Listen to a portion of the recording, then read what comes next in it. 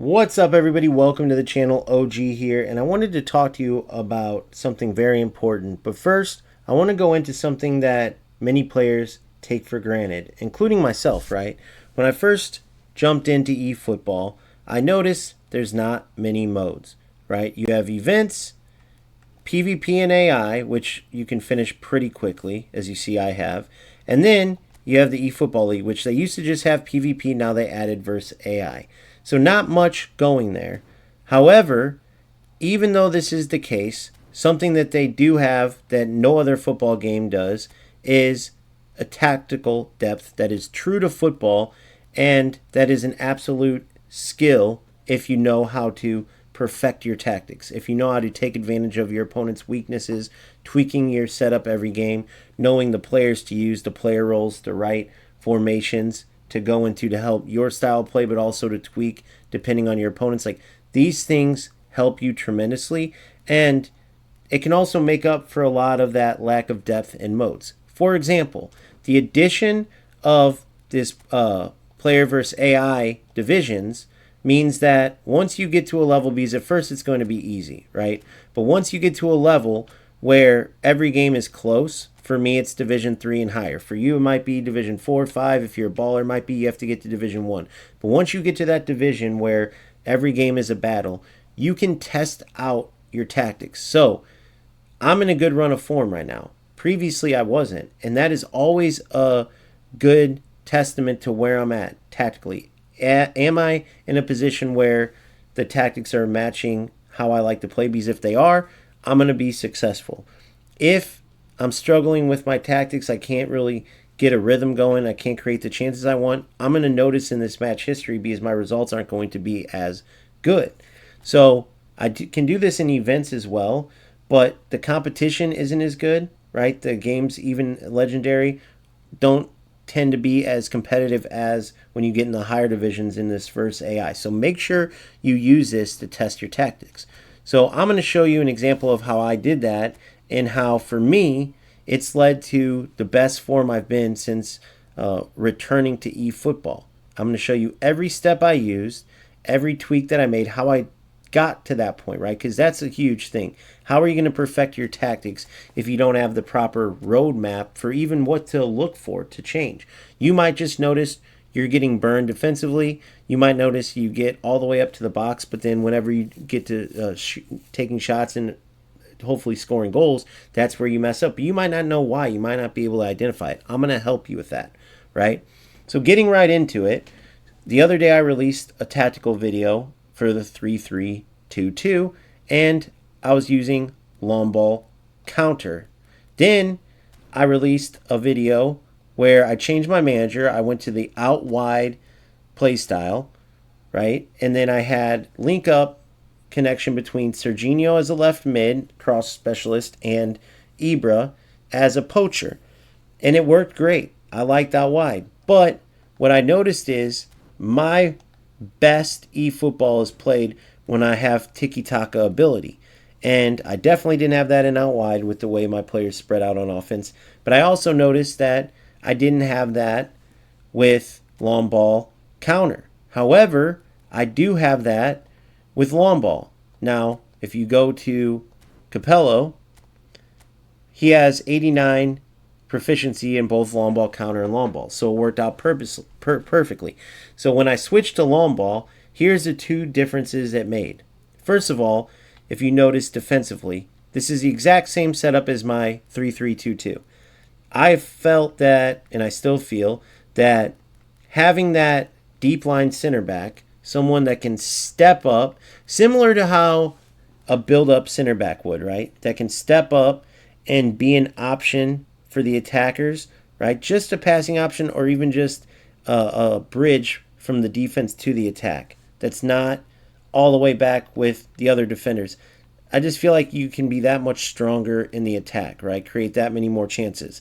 So Vieira, who is actually a box-to-box player, which means that without individual instructions, I have defensive and deep line. He's going to shoot up and back. He's going to be way out of position, so he won't be able to get back into that deep line / center back role where he's a partner with Van Dijk. For instance, if I didn't have him on defensive, we get the ball, he makes a run into the box, he might even get a great chance. But if he doesn't score that goal, the other team gets the ball, and now my center back is pushed way up. So I can't afford that. Therefore, I have him on deep line, and on the offensive side of individual instructions, you see here, I have him defensive, right? So you have to recognize those types of things. But what it did was, using Vieira as deep line allowed me, even though this version doesn't have the center back position, and I don't have enough positions to get him to that to the highest proficiency, right? Because it's a gamble. This allows me to play him center back even without it as a deep line defensive mid. Then you have Henderson, who is an anchor man. Now he's in A form, and he has an incredible build, right? Which I saw some reviews of him. I'm not going to say any names. I've said them in previous streams, but I don't want to get off topic. I've seen other players in their reviews. Just make sure you build them the right way. You see this build here. I'll actually even show you real quick, because if you picked up Henderson, you'll notice if you use him the right way, he is the best defensive mid right now. The best. So 0, 4, 4, 4, 7, 7, 15. Okay? Again, 0, 4, 4, 4, 7, 7, 15. Now look at these stats. He is amazing on the ball, right? His body type with decent dribbling means he's great on the ball for defensive mid, better than I would even need him to be in that position. Outstanding passing, perfect defense, literally you can't get better, right? And then decent enough speed, physical contact, the whole nine, and excellent stamina as well, especially as an anchor man where he naturally sits back. If you look at individual instructions, I don't even need to put defensive on him. He's fine. Whereas if, for instance, when he goes out of A form, right, he may lose his starting spot to Beckenbauer. Rijkaard's third in line for sure. Beckenbauer's definitely the backup / starter, depending on how Henderson keeps doing when he's out of A form. But with Beckenbauer, he's an orchestrator, so I'd have to put those defensive settings. Otherwise, he's going to shoot up the pitch. Not as far as Vieira as a box-to-box without instructions, but he will be out of position for what I want as a true number 6. So you just got to be aware, even when you make substitutions in game, to keep your individual instructions up to where they need to be. The only other one I have, counter target on Ibra, and to be honest, his positioning is so good with 95 offensive awareness, I don't even need to have that counter target. It's just, it's available, so I put it on there, right? But really, the only individual instructions I need, Vieira as a box-to-box, defensive, and then deep line. So typically you would see, like if you were playing FC, this would be a 4-1-2-3, right? Now the most meta setup over there, and it could be meta over here, is a 4-2-1-3, just because the players and the runs they make in the seams, it just works out perfectly. Since they released a 4-2-1-3, which is newer over there, they haven't been able to find a setup that can beat it, that's more powerful. So if you want to be successful and win a bunch of games, you got to use it. In eFootball, that's not the case, right? So when you're watching these, even this setup, this may be totally different than how you play, so don't use it unless it fits the style you want. Which, going back to the Playstyle, I went to long ball because you notice when attacking, all players close in on the receiver of the ball. Why? Because with a long ball, they're expecting these players to need to be there for a knockdown. Like say Ibra jumps up, wins a header, knocks it down to Hullet or Pele or whoever. In long ball counter, you notice that everyone shoots forward, but they stay spread out, right? And for me, I like more tiki-taka type of passes. Give and goes, up, back, and throughs, but closer together. My players in long ball counter, they were too disconnected. And then obviously out wide, they were really disconnected. In long ball, let's say Ibra gets it. Even if they're closing in closer to Ibra because they're expecting a knockdown, even if the ball goes to his feet, they're still going to close in closer. What does that do? It allows me to play close tiki-taka type of interplay to create chances, and it's been working great. So I made the switch from long ball, and not only was that better, but defensively, I noticed my defensive players, they stay in position better how I want them to. So you see there's a low block for long ball, not quite as low as long ball counter, which is right at about the 18, and long ball's right about 22, 25 yards out, but very close, right? But then you notice when we gain possession, the defenders drop back, and then the attacking players move forward, okay, which is better for me than some of the defensive players shooting forward. I don't need all those defensive players. I want my number 6 staying put, only being a passing option but deeper. And same with my deep line center back slash other defensive midfielder, right? So offensively, Vieira and Henderson, they're just bridges. They're bridges between the defense to offense, or they're outlets for trailing and kind of resetting the attack. That's it, though. I don't want them shooting forward or spreading out wide. I want them staying put here. But there's only so many individual instructions, so that's where you have to utilize the player roles and your team play style so your players will, you can manipulate your players into moving how you want, right? So now with long ball, we have the players coming in close to receive the ball so I can play tiki-taka. They're still making those runs forward. If I need to, I can super cancel and bring them back. But that's why I like this over possession, because even though possession allows me to play tiki-taka, all that movement in towards the ball, right, creates an easy way for the defense to react. In this method, long ball, the players are spreading out, and then once I play that initial ball to whatever target, then my team closes in after that. Now I can play tiki-taka, as opposed to as soon as I win the ball, everybody's closing in towards it, and an opponent can easily put pressure on me and get the ball, and it's harder to create anything, right? I wish the team play styles altogether were more dynamic, like real football, because in real football, you'll have a mix of a lot of these, right? But like I said, since we don't have that ability, you have to know what you want to manipulate with your team play style and the player roles how you want to play. So now I have long ball instead of long ball counter, and then it was just how do I set up my team now to benefit me once I get the ball to my target and I want to play good interplay. Well, if you watch my last tactical video, the 3-3-2-2, it's the exact same here. So I have my back 3, which is really a back 4 with Vieira.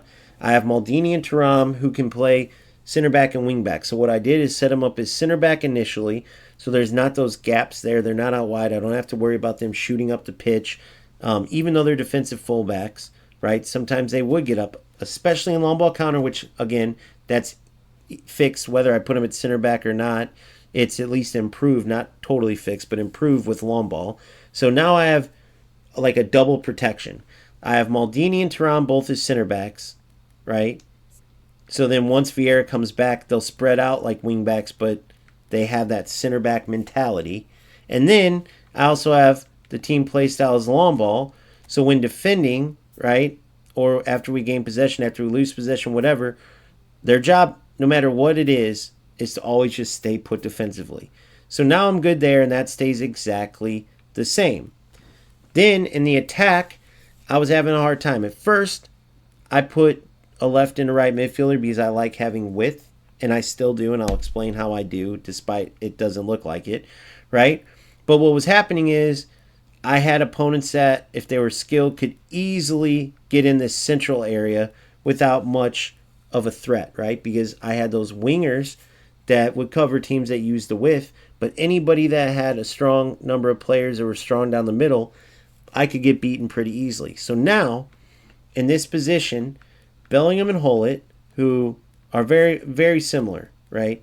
They both have defensive abilities as well as offensive abilities. They're incredible all around, right? You see the finishing on both is at 90, but then they have mid-70s on the defensive area. They're both bigger players, good physical contact, right? Especially for Hullet, but Bellingham not bad. And so what will happen is, defensively, they'll be in that central area if needed to help defensively. If there are wingers, I noticed that Hullet will get outside to help out, or Bellingham on his side will get outside to help out. So I have that covered. Then, once I win the ball, the beautiful thing about this exact positioning, especially with Baggio and Pele as SS or shadow strikers, secondary strikers, whatever you want to call it, is that sometimes Hullet and Bellingham will make runs on the outside, right? And sometimes they'll make runs on the inside, and then Baggio and Pele will spread out more like wingers, right? So you get a mix, and it's a beautiful thing because it's unpredictable. There's not just the same runs every time, the same play out wide, spam a through ball, play out wide, cross the ball. Sometimes Hullet might run through as almost a secondary striker. Other times he might overlap, right? And then he goes and crosses it back post. Sometimes Baggio will be making this darting diagonal run and Pele can play him through. Other times, right, Hullet will make a darting run. Bellingham can play a long switch to Hullet into the side. Hullet can then drop it back, right, on a cutback pass. Like, there's just a million things you can do. All the while, Ibra, I found, for whatever reason, in long ball, because if you look at the play style for the striker, right, when attacking, he's essentially a target, right? After gaining possession, he's just making those long runs. And then long ball counter, it was the same thing, right? When attacking, and then after gaining possession, making runs. But the difference I noticed, for whatever reason, in long ball, Ibra is making more runs off the shoulder of the defender, as opposed to, and he still will do this sometimes, but not as much, coming short for the ball to his feet or staying put almost to receive it like a target man. As a goal poacher, right, and you have to make sure you know these for every single player because it will tell you their initial movements, right? As a poacher, he's a striker who lurks in the position 18-yard box just waiting for the ball. Well, guess what? That's great if you're around the 18-yard box, but what about when you're not? Well, that's where the mix comes in. For instance, Pele's a deep lying forward. If I put him as AMF, he's a no play style AMF, and then it just relies on your team play style and his offensive awareness on how he moves. I'll tell you why I chose SS for him in a minute. Baggio's a creative playmaker. We go to playing style. We go down, a player who takes advantage of gaps in the defense to initiate attacks and assist in shots on the goal. So, as a whole player, right, we'll look at that too, just to be exact. These players are looking to dart forward. So a player with a sharp eye for goals who surges forward at any given opportunity, right? So if they see a gap in the central area between Ibra and Pele, Bellingham's going to shoot through that gap. If Pele's inside and Bellingham sees a gap out wide right, Bellingham's going to shoot through that gap. Same with Hullet. So it's a beautiful thing. They're helping defensively, then they're getting up and they're dangerous in the attack as well. And they're great at both, especially in the attack. And those deep runs are very hard to mark. Now, Ibra as a poacher, when he's not around the 18, you just have to be smart. You don't want to just spam long balls because sometimes he'll want it at his feet. But you don't want to just automatically assume you play to his feet, because sometimes he's going to make these great runs off the shoulder of the defender. And he's so strong that, and still fast, that if you time that long ball, you can get him. So it's a beautiful thing because you're mixing it up. And against skilled players, that's how you beat them. You can't be one-dimensional. So Ibra's perfect for that. So now we have the defense that's the same. We finally have a good setup for our CMFs because in a couple different setups, I was playing the DMF slash center back just like this, but then I would go straight to AMFs. I didn't have CMFs. And I told you I had left and right wingers. At one time I did one CMF, and then when I had Ruben Amorim in there, I had Serginho wide left to get balls in. He had that link-up play with Ibra, and he'd either be a decoy if the opponent was marking him well, or he'd be a wide outlet to get those through balls in or crosses in. But like I said, it just didn't match how I like to play with those tiki-taka type of passing patterns, right? It was too disconnected, especially with Serginho way out wide left and the rest of the team here. What's beautiful about this is the runs always change, but everyone's always moving. You always have passing options to make beautiful plays and beat your opponent, and that's what I love, right? Thinking 2 and 3 plays ahead, even though they're mixing up their runs, just because I can know based on where Pele's running, where Bellingham will go, or where Bellingham's running, right, where Baggio will go, and then where I can tell. And the more familiar you get, the more chances you'll create, the more advantage you'll have, because your opponent is more reactive. They can't guess because you're so unpredictable. If you're one-dimensional, your opponent's going to guess, or not even guess, they're going to know exactly what you're going for every time. It will be easier to stop. So now you know why I switched from long ball counter to long ball. My team's more connected. It allows me to play that more tiki-taka passing style that I like, while still opening the team up with those longer runs instead of everyone folding like they would in possession, which is typically what you would use to play tiki-taka. So long ball works perfectly, and my defense stays put better like I want them to. Now, the team play style is set. What about the individual play styles? Starting with my keeper, I wish Khan was an offensive keeper. However, it's not enough for me to get rid of him. He does a great job, as good as any goalie can do in eFootball. And in real life, he's my favorite keeper. Obviously, perfect stats. He was one of the keepers that we got in one of the promos, right? He was easily, him and like Cannavaro were easily the best. It was when Rooney came out, but the Rooney card was watered down. So even though he's not offensive goalkeeper, I can manually control him enough to where he does great. Now, moving to the wingbacks, I already talked about Maldini and Thuram. They'll never leave the pitch, and they'll never leave my team. They have plenty enough stamina being stay-put wingbacks. And because now that I'm in long ball, right, where my defense stays put more anyway, as well as the fact that they're defensive backs and they're center backs anyway, right? So even though they're defensive fullbacks as center backs, it helps because say we lose the ball and Vieira doesn't have enough time to recover, we still have 3 center backs tight together, so the opponent is going to have a hard time breaking them down. And they're just elite defenders on top of that. But just having that ability to play center back and play it well, it helps out a ton. This Van Dijk, in my humble opinion, the best center back in the game. I've played against Van Dijk and every other center back. I've used plenty. Right, I had a previous account with all the best center backs. From Beckenbauer, I had a Saliba card, I had a Rudiger card. I have Van Boyten on the bench, that Dan Burn card that a lot of people like, especially for his aerial abilities. But this long reach Van Dijk is incredible.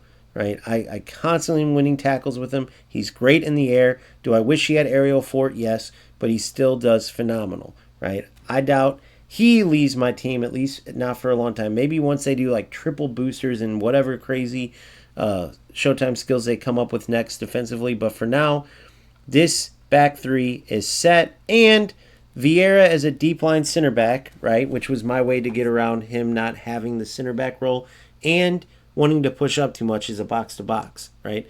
I still have him in individual instructions defensive, even though he's deep line, because offensively, I don't want him to shoot way up the pitch with that box-to-box roll and then have to get all the way back, right? So he stays home, which is also, by the way, remember, that's where the long ball, over long ball counter helps too, because the defense stays put even more. Not to mention, Henderson is an anchor man. I don't even have to have individual instructions. He stays home as a true number 6, and he's incredible. There's one review in particular from Medanza. I can't pronounce his name ever, but the build was ridiculous. It wasn't good, and therefore he didn't give what I feel was a proper review. This Henderson card right now is the best anchorman in the game. Once he loses his A form, we'll see if that stays, but even if it doesn't, this Beckenbauer card is incredible, either as a center back or as a defensive mid. But as an orchestrator, like even when he subs in, I have to be careful because unlike Rijkaard, who's going to stay back as an anchorman himself, as an orchestrator, Beckenbauer will push up some. So I would have to put defensive so he doesn't. So make sure when you make subs, you're changing those individual instructions accordingly and you're aware of the different playstyles because it will change how your team plays. I repeat, when you make subs, make sure you update these individual instructions and you're aware of the playstyles so you don't make subs and just totally mess up your rhythm, how you'd like to play, how your team's set up. Change those individual instructions with your subs. Now, moving up, Bellingham and Hullet, right? The backbone of this setup. Now, if you look back at my 3-3-2-2, if you look back at before that, when I went out wide and put Amorim in here, obviously he has the link-up play with a cross specialist and a poacher, so between Ibra, and then I had Serginho as a crossing specialist on the left side. But he was just far too disconnected, and even though I wasn't going to force, he was more like a decoy a lot of times, it still made it hard for me in the build-up because of how I like to play. Then, even when I had Bellingham as a right mid, and then Serginho out wide, or Bellingham as a center mid and Serginho out wide, it still just didn't give my attack that potency that I knew it was capable of. So what I did was, I put both Bellingham and Hullet central, but a little offset. And what I notice is if a team is down the middle strong, they'll be in the middle helping defensively. If the opponent has left or right mids or wingers, Hullet will shoot out wide left to help defend, and Bellingham will shoot out wide right to help defend, right? So I get the best of both worlds. Defensively, in the center, they're great, or they'll push out wide and help both Maldini and Thuram with wingers or wing mids. Then in the attack, because they're whole players, and as you can see, make sure you're aware of all of these, right? As you can see with a whole player, a player with a sharp eye for goals who surges forward at any given opportunity. And you see the compatible positions. So as CMFs, whole players, both Hullet and Bellingham make these darting runs from deep, which are so hard to cover. And as you can see, they're both great offensively, but with the ability to help defensively. So all around, just excellent. Built to be CMFs, honestly. And previously I had Hullet as an AMF. He's much better suited as a CMF because he's good on both sides of the ball. Now, when he makes these darting runs, here's the other great part. In this position, because I have two secondary strikers, shadow strikers, whatever you want to call them, sometimes Baggio or Pele will make diagonal runs towards Ibra or even past Ibra and leave the outside. Sometimes they'll open up wide almost like wingers. Depending on what they do, we'll decide if Bellingham shoots his run between Pele and Ibra, almost like a secondary striker himself, or out or around the outside like an overlap. And they're dangerous because you can't predict that, right? So this is the perfect setup for them as whole players. Or if I was going to sub them out, I would try to get other whole players in. Into the attack, skipping forward to Ibra, as a poacher, right? When you go read his playstyle, a poacher definition is only for the top inside the 18, right? A striker who lurks in the opposition 18-yard box just waiting for the ball. Well, guess what? When he's away from the 18, he's going to have different movement too, right? So what is it? Well, it's a mix. Sometimes he'll be making runs off the shoulder, defender's shoulder. Sometimes he'll be coming to the ball, which is great because you don't want to be one-dimensional. So between his different runs and then Hullet and Bellingham's different runs, either as secondary strikers or out wider like wingers, right? The opponent is going to have a hard time. You just have to be aware of the different runs, and as you get used to them, be 2 and 3 passes ahead, and that's what creates those beautiful build-up plays that I love. Now, the final two experiment that I'm doing, right, for the two secondary strikers, or maybe even dropping back, I put them as AMFs. They're only just a little too high up to be AMFs. But the experiment is what works better, 2 AMFs on the side of Ibra or 2 SSs. For me, with Pele, with no playstyle AMF, Pele was dropping too far defensively, right? Once I put him as SS, even with deep lying forward where he's coming to the ball, but again, let's read the exact playstyle. For a deep lying forward, a forward player that is willing to fall back to receive the ball and help create plays. So he has a bit of that false 9 is essentially what deep lying forward is. And it's great because he will shoulder the ball sometimes, but a lot of times he'll make runs as well. Either way, I want Pele on the ball. So no matter what he's doing, right, making runs in because he's extremely fast, or coming to the ball as a deep lying forward, and then he can work with the ball at his feet. Either way, he's phenomenal. He will not go anywhere. Ibra will not go anywhere. He is an absolute beast of a striker, the exact number 9 that I want, that many players want. Now, the other position is up for debate. Baggio, a creative playmaker. So when you read that, creative playmaker is essentially a true number 10. He's constantly looking for holes in the defense, but not to run through himself like a whole player, but to then make passes through, which is great. However, in this position, I do need him working as a secondary striker too, making deep runs in. So, the fact that I can't shake that creative playmaker, even though that would work better for me in this case, right? You see, unless I put him at center forward, he's going to have it. I need to know, is creative playmaker going to work in this setup? Well, how do we find out? We're going to go into games with Baggio in as a creative playmaker, right? Then we're going to test Cruyff as a whole player. And then obviously we have Pele as a deep lying forward. And the only other setup, two things to check: Platini as a classic 10, right? Who really just stays more in his position, right? He doesn't come back and defend it all, but to read exactly, a playmaker who initiates attacks near the penalty area and will present himself to score when opportunities arise. When defending, he refrains from dashing to minimize stamina loss. So he doesn't really fall back, right? And then he initiates attacks near the penalty area. So until you get to the penalty area where you think about it, it's like 12 yards from the goal. That's where he wants to initiate attacks.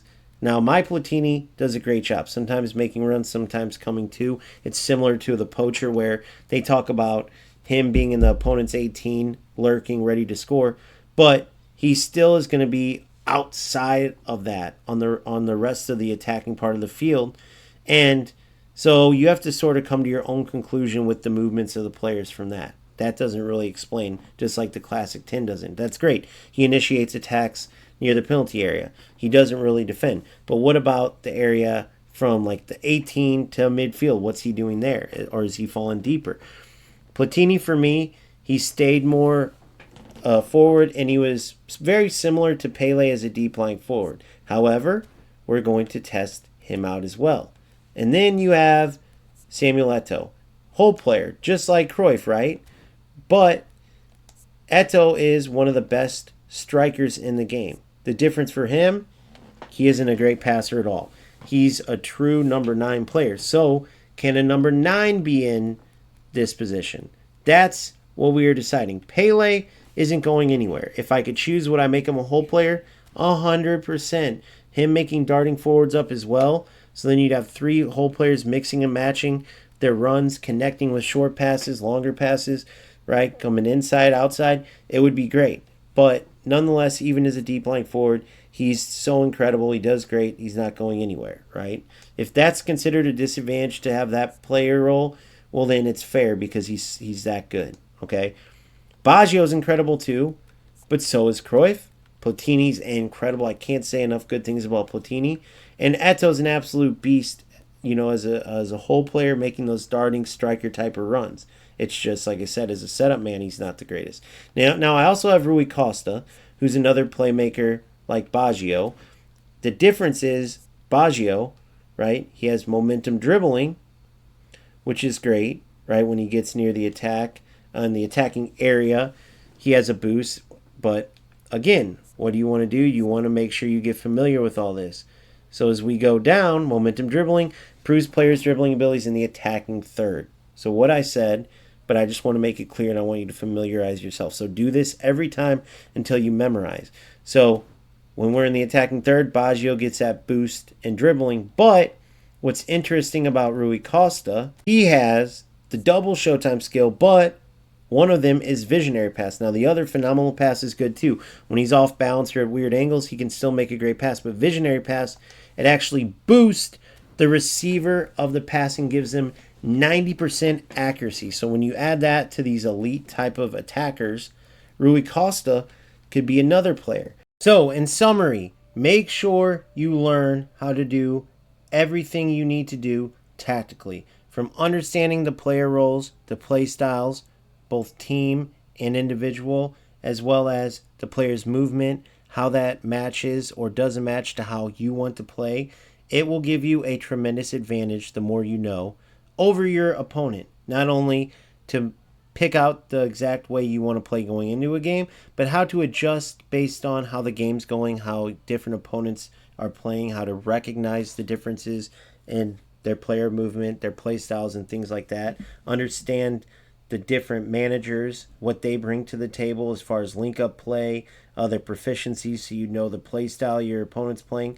There's so much to learn. So have fun while you're learning all this because it will give you a huge advantage, right? There's a huge skill gap created for players who understand this tactical side of the game, and it makes up for that lack of game modes because you still get gameplay when you're testing these players, and you still get menu time where you're setting your team up, studying and understanding the different player roles, choosing the correct players, changing builds depending on what positions your players, right? If I want Hullet more attacking, I might lower his defense. If I want him more defensive, I'll raise it if I'm playing him on the wing as opposed to center mid, as wherever. Baggio as an attacking mid versus a striker, I'm going to change and have changed his player build. So all of these things take time, but they're absolutely worth it because you gain that advantage over your opponent. So what is there left for me to do? Well, that one player that's going to play opposite of Pele. I need to decide the best player, which will ultimately go to the player with the best player role that matches what I want movement-wise from that player in game. So the only thing to do then, each player will get a game or games in AI divisions.